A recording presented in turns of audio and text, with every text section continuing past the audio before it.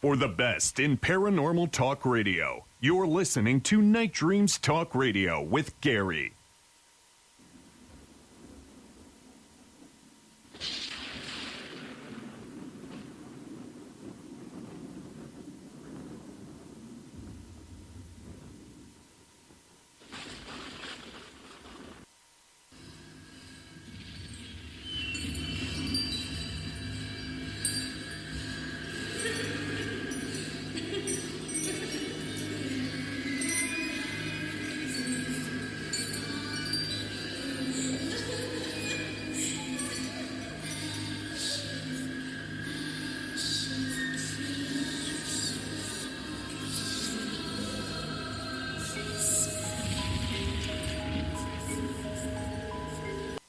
Well, hi, everyone. This is Gary, and here it is, Friday. The week has just gone by so freaking fast.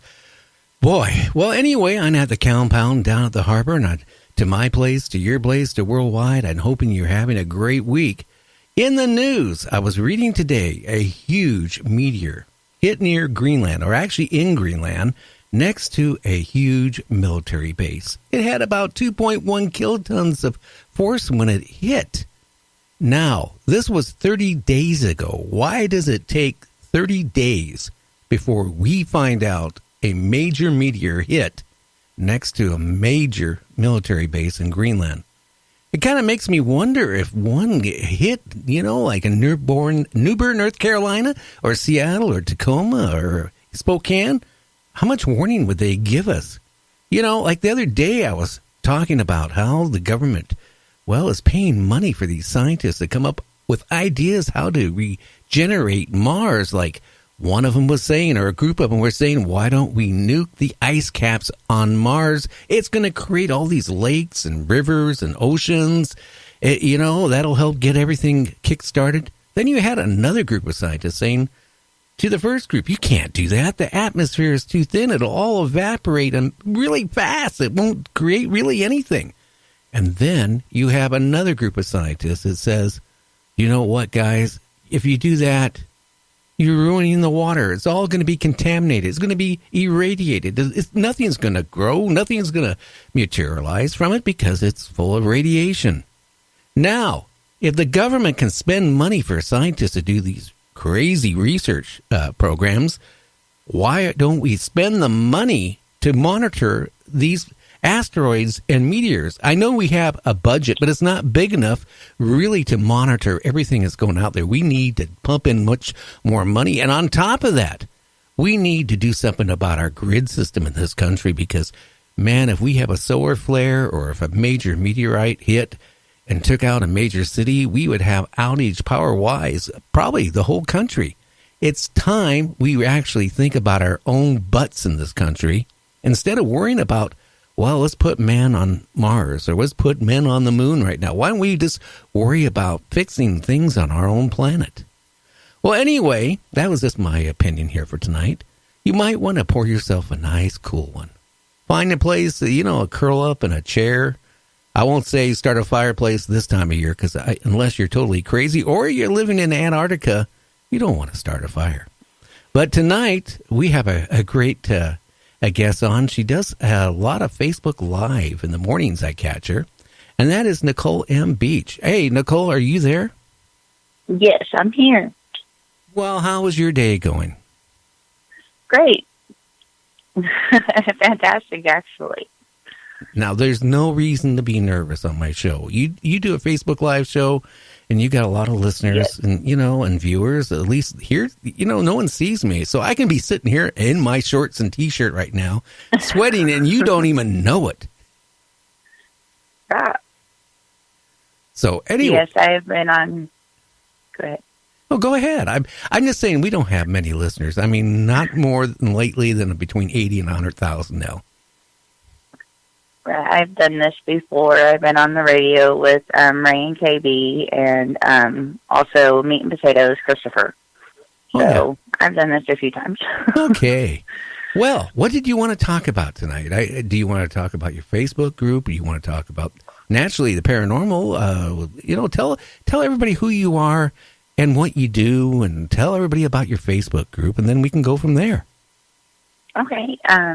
I was born with my abilities. I pretty much am a beacon to all supernatural aliens, to spirits, to demons. I got into this field because I wanted to learn what I was seeing and what I was feeling and what I was experiencing. We didn't have that kind of knowledge growing up. I was born in '83. My parents and my grandparents knew that I had some form of gift, but they didn't know. I kind of hid it away from the world because I didn't want to be thought crazy, and a lot of people kind of run from you when you have abilities, when you can sense them, see them for what they are. I don't know how it works, but they kind of run from you. I was a little bit more, old soul, so they just kind of ran from me in school. I was like a loner. Oh, wow. And so I just started researching about 20 years ago, like, since we, have access to it and libraries, any chance I got, my head was in the books trying to figure out who I was, what was going on. And then about when I got married about 14 years ago, I just started taking pictures and talking, to my real friends about it. And they also helped me, take pictures. I would ask them, please, can you take a picture? I see something over here, and they would capture it. And so it validated not what I was only feeling, but they were feeling too around me. So we'd kind of help each other, and then they actually opened up, and I was able to help them, and they were able to help me. You find friends out there, that way you have common ground. And so I just started from there. I was like, well, this is what I want to do. I wanted to help people. I wanted to teach them as well as learn for myself who I am, and teach others, the good, bad, and the ugly of what I see, feel. I mean, I'm like the child from the movie Sixth Sense, is how I describe it. And I just know a lot of things that I don't know how I know. I can't explain it any further than I just have, like, intuition, and I'm very sensitive, and I can also relate to, the living as well as the spirits that are passed over. I can feel both. Oh, wow. And so, I mean, I have they put labels and names on it, but I just call it just knowing, and like the Sixth Sense. I think, honestly, Nicole, everybody has a little bit of that ability, but they just don't know how to tune into it. I mean, back when I was in junior high school, over the weekend, I had this, well, of course, there was a teacher I didn't like, but I saw him get in a car accident. And then that following Monday, he wasn't there, and I found out he was involved in a car accident. But I kind of had either a dream, or maybe I was hoping he would be, in an accident, and maybe that what created it. I don't know. No, I don't believe so. I have dreams also. I call it foreseeing, and it has nothing. I don't think it has anything to do with that. I think it just kind of helps you to be able to help another person, like not the one that was, if they got hurt or passed over, more so to help their family cope with what's going on. I used to call it dare to dream, because why have dreams such as these when you can't help anybody? But you can. You can help their family. You can help their friends. Through, just the human experience. Not necessarily, I saw this, I did this, but just to help them through it just as much as you're going through it. Oh, wow. I mean, like with your friends, I mean, do you ever get a feeling like something bad's going to happen, and do you tell them, or if you have you, like I had one mystic on my show, and I asked her, like sometimes she would do readings on people, and she told me, she would do the readings, and there was a couple times that she felt like the person was going to die very shortly, and they did. And I asked her, I said, did you ever, feel like, or you should tell the people that death was near? And she knows I couldn't do that. I can't do that. I can't tell them that type of stuff. Well, the reason why I can't is because it doesn't help anyone to know that they're going to die.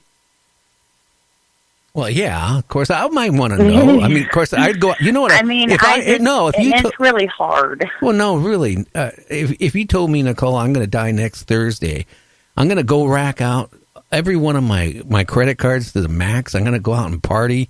I'm going to have fun. I'm going to go rent a Lamborghini or, whatever. I'm going to go out and max all my credit cards out. And then I'm going to hope that day I'm supposed to die, I die. Otherwise, I'm going to be in a lot of trouble. Right. And, well, the thing is, it can go sour, too. Like, some people are not going to embrace it and be like, I'm going to live like I'm dying. So I live like I'm dying on a daily basis. But I also think, I might be alive tomorrow. So I have to think of kind of live ahead. But a lot of people can't accept the truth. And they want somebody to blame. And it's why I do not want to be any more than a paranormal investigator. It's not a religious thing for me. It's the fact that even if it's not death, a lot of people can't face the truth. Not everything I have to say is going to be hunky-dory. It's not going to be always happy, and it can be very negative. And nobody likes the truth, and nobody can handle it. And, I mean, some people can, and those type of people you can, and you can trust your family, and you can trust your friends. But I just don't want to talk to a stranger and say, your grandma's going to die, or you're going to die next week. Because it can cause more harm than good, in my eyes. Well, yeah, and I've told people, a few things, and it went sour. Well, yeah, it can cause emotional stress if you sit there and say, hey, your grandmother's going to die in 2 weeks or tomorrow morning. I mean, it would put a lot of stress on it that I hate to say it. I mean, death is one thing. I'll be honest with you. Nobody really wants to know when they're going to die. And if they had a chance to know, a majority of people wouldn't want to know. No, exactly. I wouldn't want to know. I just want to live day to day, and if I'm gone tomorrow, hey, I did the best I could, and it's time for me to go home. No, and that's how I see it. And I'm also not scared of death. I'm actually more scared of living each day not knowing what the heck, because it doesn't work that way for me. Now, you were born, you said, in the 80s? Yes. Okay, how old were you when you started realizing you had some of these abilities? I mean, were you like a child? Always. My grandmother had a house that was built by these carpenters, my Grandma Helen, my great-grandma Helen. And Sam, which is also still my attachment to this day, like, he's protective over me, I'm protective over him. And I would talk to him before I could even talk. And my grandmother and my